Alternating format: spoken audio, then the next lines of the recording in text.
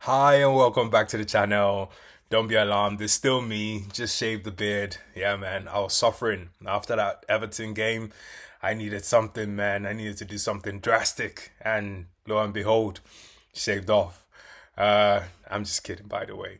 But yeah, let's get into it, man. Arsenal yesterday, 3 goals, and Crystal Palace 2 goals. And I feel the scoreline reflects, how the game actually went in the sense that, you know, um, Crystal Palace scored first, which was very deserving because when I saw that team sheet, I can't lie to you, I was a bit stressed out. Just seeing Kivior and Tierney on that left, because we keep talking about the left hand side of the Arsenal team. And the left hand side is not the strongest. We have problems there with Calafiori injuries, Tomiyasu injuries, Kieran Tierney just coming back from injury, down to the middle of the park where we've got Marino, who hasn't really hit the heights that we expected him to. And then moving up, with the Trossard, Martinelli conundrum. So that left hand side was it's still not it. So with the team sheet coming out, I was stressed. And 3 minutes into the game, Mateta wins the ball from Kivior, who I felt should have done a lot better with that ball. I mean, because he saw the ball coming, he saw the flight of the ball, and he just it's not about misjudging it. It's just about making the wrong decisions in that moment. And the wrong decision was letting the ball bounce. He had the better position to just watch that ball, the flight of the ball, and head it back out. He never needed to let that ball bounce or control it or do anything. You just send that ball right back where it came from, or just send it somewhere and just let someone pick it up, mop it up while you get back into position.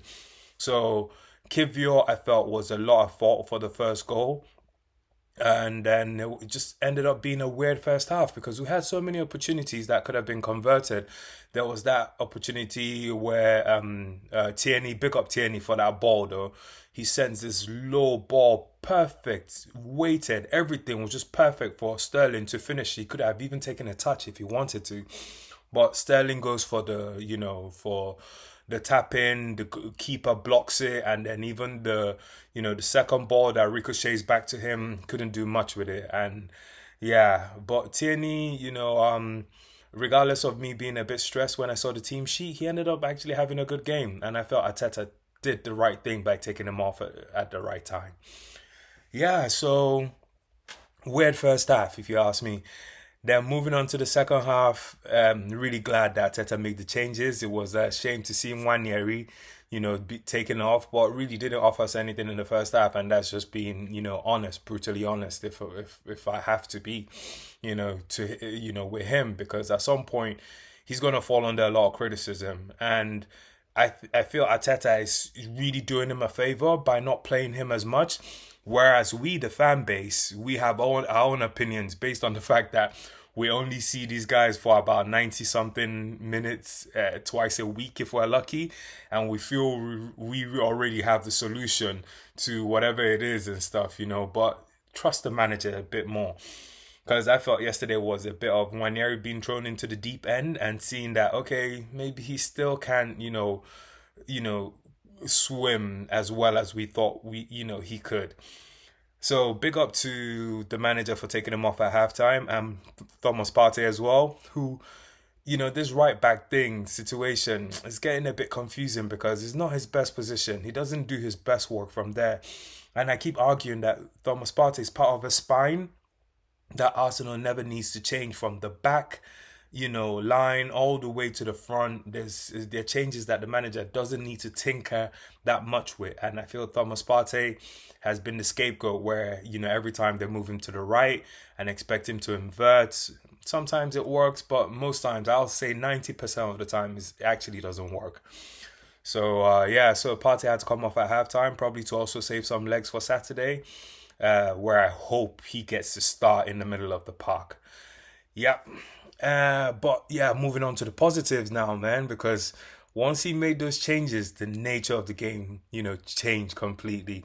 And that's kudos to him, for having, the impetus to do that because the players didn't if they had come on a 68th minute substitution, it would have been tougher for them to get into the flow of the game. But because they were coming in at halftime, they had a whole 45 minutes plus to actually change the nature of the game, which they did.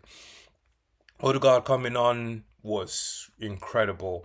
That ball he sent to Jesus for Arsenal's first goal, sublime from the middle of the park, and he could just see Jesus. And from then on, just based on the quality of the ball, all Jesus needed to do was just one touch to get him away from the defender, from Shalaba. And as soon as he left Shalaba for dead, the finish, I can't talk enough about it. You just have to go watch it, because I've watched it at least 10 times now, and I'm probably going to watch it some more. That dink right over the keeper was just inch perfect. Confused the keeper, confused me who was watching the game, because I was thinking, like, is it too short or was it? But it was just literally inch perfect. And big up, Jesus for that, because for someone who's been under criticism, apparently low on confidence and everything, to have, like I said, in that last game when he had that presence of mind for the Monaco game to send that, that ball, to Saka. Same thing with yesterday with that presence of mind. So Jesus can't just be ruled out. We've come down hard on Jesus now, say he needs to leave the club, he needs to move to the Arab nation or whatnot, that has been said of him. But Jesus is someone that can still offer a lot to this team, especially if he's moved out left. That's my opinion. Just move that guy out to the left. Have a left of Jesus, Havertz, and Saka. And you have your front line kind of sorted. But I'm scared of having that sorted before the January transfer window, because that's how we're going to go into January. And the club are going to be like, oh, no, we're fine with Jesus where he is. And, Havertz is doing a good job, and Saka. And then we end up not making any signings, which I think is important that we do to save our season. Yeah, so second game changer, uh, Bukayo Saka. Mind you, we have two game changers. As much as other clubs have their own game changers, Liverpool has Salah and Trent, or Salah and Mane, whatever it was in the past. Man City has De Bruyne and Haaland. I believe we've got Odegaard and Saka as our own game changers. And you could see it yesterday. Once Saka came on, and that whole right hand side transformed with Timber moving on to the right hand side, transformed, because for Arsenal's second goal, it was a combination of Odegaard to Timber, Timber to Saka, and Saka to Jesus. Most really just one touch football, because even when Jesus scores, he doesn't necessarily have to position the ball or take a touch. He just has to position his body in a way that he ends up rifling that ball to the bottom hand right corner, and the keeper couldn't make a save. He touches it a bit, but it's just so much power to it that he couldn't do anything about it. And it was just great to see. Maybe a little bit offside, but hey, it is what it is. And then for the third goal, amazing. Odegaard just looks up, sees Jesus, because it was in a half, it wasn't offside, and he just lets him through. He just sends him. He sends him through. Jesus with the finish, another great finish. So three brilliant finishes, and open play, mind you, open play. I also know who are the king of corners and stuff. Now we scored three goals in open play.